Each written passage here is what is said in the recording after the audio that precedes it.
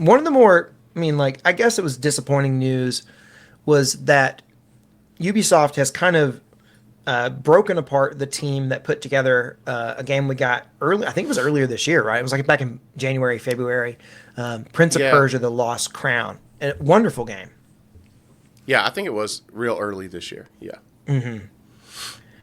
And they've kind of broken that team apart, and they have them working on other projects now. Instead of a potential sequel, which apparently was pitched to Ubisoft, and they have denied that, or they denied the possibility of a sequel because they said that one, it would cannibalize the sales of this first game, The Lost Crown, and then also it sold under expectations, which is a big bummer. That is a bummer. I can't. I don't know that I'm completely shocked because it is kind of a departure from what Ubisoft is known for primarily. Yeah, But it's actually a good game, right? yeah, well, damn. Uh, yeah, it is a good game, and it's kind of the stuff that me and you, we wanted to see more of this from Ubisoft. And I voted with my wallet. I even bought the game. So like, that is sad to hear because I am tired of, you know, Assassin's Creed and just the same cookie cutter stuff from Ubisoft. And this news made me sad to hear that apparently we won't get a follow up to what was a pretty great little Metroidvania. Yeah, there is a little bit of a silver lining to this. So, the team that put together the Lost Crown is essentially the same team that put together Rayman Legends and maybe even Rayman Origins. I'm not entirely sure on that, Yeah, I'm not but sure. basically, and those games are my favorite 3D platformers. They are just so fluid. They are so fun, fast paced, challenging, just really great 3D platformers. And I think a lot of that experience went into making Prince of Persia: Lost Crown phenomenal. Also, as you know, the actual platforming, the combat, like the fluidity, it just felt great. Yes, And and there apparently, was also a lot of Metroid Dread influence in that game as well, like clearly. yeah, yeah, definitely. I mean, Metroid Dread came out, you know, well enough before this. I do think some influence was definitely baked in this game. But what I was going to say is that apparently some of the people are now working on the beginning stages of a new Rayman game that may be a remaster slash remake of an older Rayman game, or it might be a new one. That's not exactly clear. But so there is a little bit of a silver lining to this that they're not doing, you know, a sequel to The Lost Crown. I mean, maybe that is a silver lining. I know you really like Rayman. I don't really have any, strong feelings towards Rayman one way or the other. And we are getting a lot of Prince of Persia stuff here lately, with Lost Crown, and then we're getting Rogue Prince of Persia. But I don't know. I think it's a cool IP. So, me personally, I would have rather Ubisoft say, like, okay, here you go. Here's the keys to the kingdom. Y'all made a great game. Now make another great game that'll sell better. See what you can do. That's what I would have rather seen. But maybe we'll get a great game from it. I mean, there's a non-zero chance. That's for sure. It almost feels like that doesn't happen as much anymore, though, right? It's almost like you have to. The only way you're going to get greenlit for a sequel is not based on the potential of the game. Like, it's not just about, is it fun? Was it a good game? Yeah. It's all about, like, did it, make numbers? That's like the only thing they care about. Absolutely. I mean, I get it. As a big company, you got to make money or you're not going to be a big company forever. So I understand where they're coming from, and maybe it didn't make numbers. Are you ready for the poll here? Because it talks Yeah, about so numbers. So we asked the people, we said, did you even play Prince of Persia, The Lost Crown? Hit us with the results there, Gampaw. yeah, 13% of people said yes. 70% of people said no because I wasn't interested.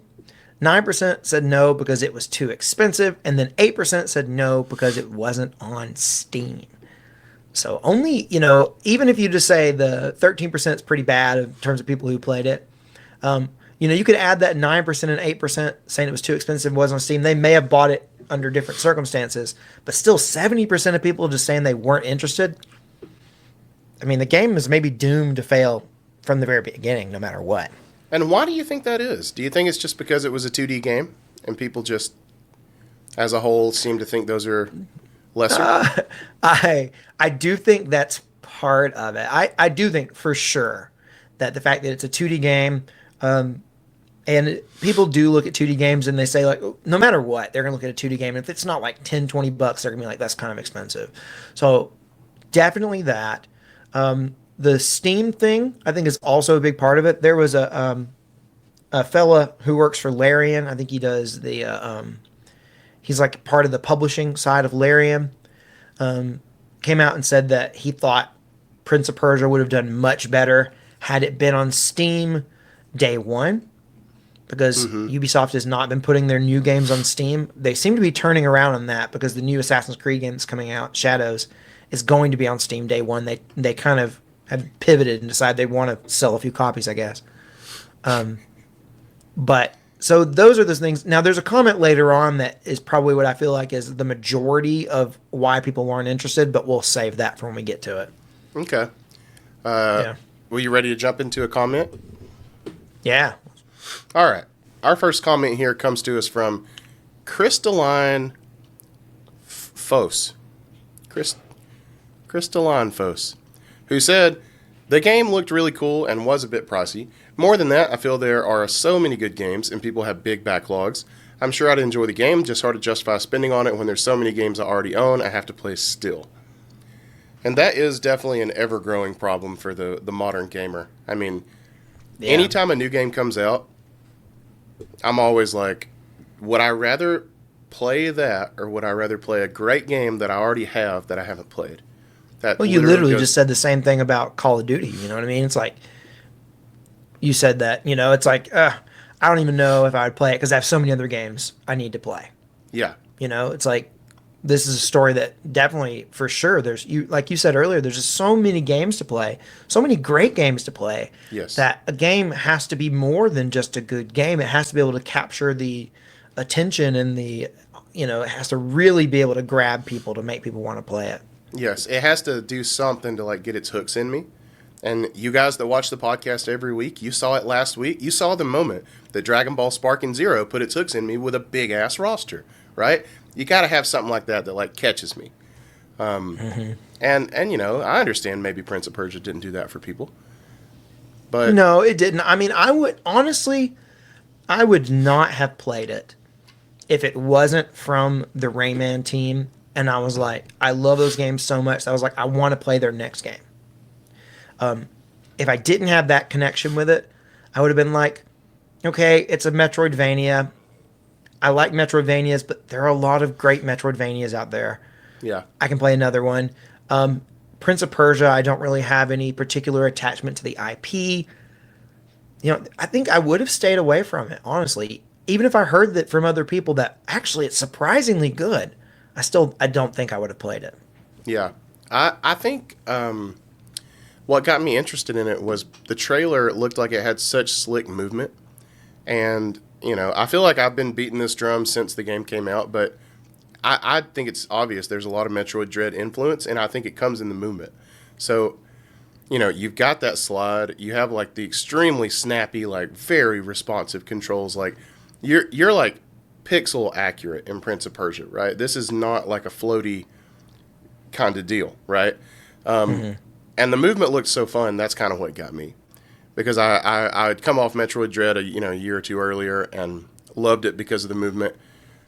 And then you sing the praises of the Rayman team all the time, so that's kind of what got me into it.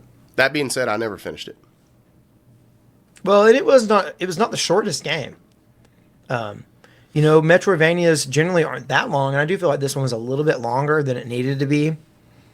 But that being said, it is so good. It had great puzzles, some amazing, very difficult boss fights. Maybe that turned some people off because it was a hard game. Mm-hmm. Could be. All right, you want another comment? I think the main thing that turned people off is from this next comment. This is from I always struggle with this.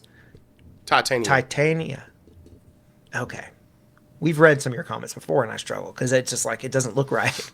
But I got it now. Who says, I'm super interested, but no, I didn't buy it because it's made by Ubisoft, and I would never spend a penny on them. I think this is the bulk of the reason that people were not interested in this game. purely because published by Ubisoft. End of story. It's certainly an uphill battle when you slap Ubisoft on the game. It is for me, and I'm sure it is for a lot of other people too. I mean, it I think really it is for and the everybody. reason that this game, I even besides the movement, besides the Metroidvania of it all, if it looked so different from what they normally do, and that's probably what at least got it in my ballpark. If it had in any way looked similar to what they usually do, I wouldn't have given a damn. Yeah, I know. I mean, like you are just a great example. You are a huge Star Wars fan, I am a great and example. Thank you.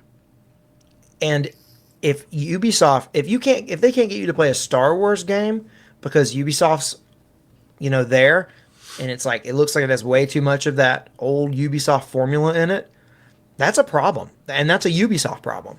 Yeah, I agree. That is a Ubisoft problem, not a MeBisoft problem. That is a Ubisoft problem.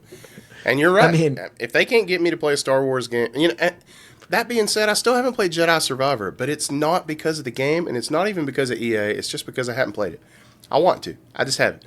But the reason they didn't get you to play that is because it didn't work well on Steam Deck at launch. That's the number one reason. You were so into your Steam Deck when it first came out that I think you were pretty anti playing it anywhere but Steam Deck. was so into my Steam Deck. You mean the Steam Deck that I keep within arm's reach literally like all the time?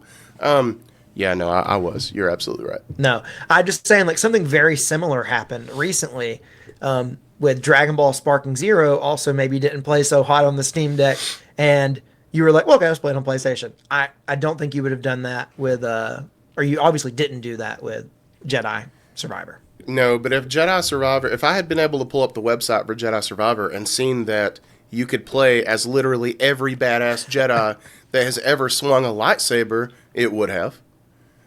It was the roster that moved me, man, with Sparking Zero. It really was. Like, I saw that roster, and I'll tell you what I saw. I saw potential, Randy. I saw potential that me and you could stream this game and have dumb as hell fantasy matchups from Dragon Ball history on stream and laugh, and that got me excited. We'll stream it sometime this week. I need to get into it and play a little bit of it. Yeah, get in there and do some tutorial. Learn how to play because it's not super complex, but there are some things. Yeah, I'm sure still I'll be learning bad at it no for matter sure. what, but yeah, but yeah, the Ubisoft problem. That's the Prince of Persia thing. It's Yeah. like they can't escape it, and it's something that Ubisoft's gonna have to continue to deal with, especially since they're just not helping it with the games they're putting out recently. I don't think that the recent Star Wars Outlaws game was that bad. It just wasn't good enough to turn the tide. And when you stack that up against things like Skull and Bones, that Avatar game, the list could just go on and on and on of recent games they put out that really are just pure Ubisoft slop. It's like, Yeah. they're just not helping themselves. And we do have one more comment here who maybe raises one more issue, maybe with the lead up to Prince of Persia. So this one comes to us from Golden X Shark, who said no because I had no. And see, this is clearly censored, so I'm just gonna have to improvise. I'm gonna say no because I had no ass clue it existed. Did they market this anywhere? You nailed it. I saw this You nailed comment in the outline and saw that you had censored it, and I was like, I have to read this one because I want to make that joke. So I'm glad I got to. I didn't. Fate just, smiled upon me. It did. You had about a 50-50 chance. I did. I had a 50-50 shot. And I don't know. It did end up on our radar, but I mean, we're pretty plugged into gaming, so I don't really know. We are. How I don't know how much they marketed it. This is weird because it was a Ubisoft original. Like, they published it under a separate line than just their regular, like, Ubisoft line. Yeah. And I don't know what that's for. I think that's technically for their, like, smaller scale. Maybe AA indie games, maybe. I don't think you can slap Ubisoft on a game and call it indie. I know, right? We can apply it to the rubric if we need to. Well, yeah, I think that's definitely not an indie, but it was a smaller scale game, probably made with a smaller team and a smaller budget, like that sort of thing. Yeah, for sure. So they probably didn't put as much behind it. But yeah, I don't know. I mean, like, I felt like people did know about it, but at the same time, I mean, obviously not everyone knew about it because there probably are people who are like, wait, a Prince of Persia game came out this year? I had literally no clue at all. Right. No ass clue at I, all. I wouldn't be surprised. I really wouldn't. Yeah. Same. I mean, we can only suppose because we hear about everything because Yeah, if we I don't hear literally about read it, like, if I don't hear about it, you don't let me miss it, and right, yeah. you read every article that ever is written. I So don't read every article that's ever written, but I do read a lot of articles on like if you VGC. guys want to like stay in on gaming news, I'll go ahead and give you. There's two places that you need to go, and you with this two-pronged approach, you will learn about every gaming story that ever crosses humanity's able to think about it. One is Spawn Wave, which is a YouTube channel. John from Spawn Wave does a wonderful job of doing every weekday. He does a roundup of the previous day's news. Very cool. And then for up to like the day of articles, I usually do VGC, Video Game Chronicle, or Video Game Chronicles. Chronicles? I don't know. Video. I think it's Chronicle. Yeah, Chronicle is my first, but then I was like, that doesn't sound right. Yeah. We But do we love do. John. We love John. John is just an upstanding video game citizen. So. I think John is a JON though, so we got to make sure we get that right. Oh, is he a John? Is he a JON? I think he's a JON, John. Okay. I'm not entirely sure about that, I'm not either. but yeah, that's a great way if you're just interested in gaming news. Of course, if you want a recap of the last bit of news from this past week in gaming, the biggest stories, you come to the Gaming Geek podcast. That's where you go. Hell right.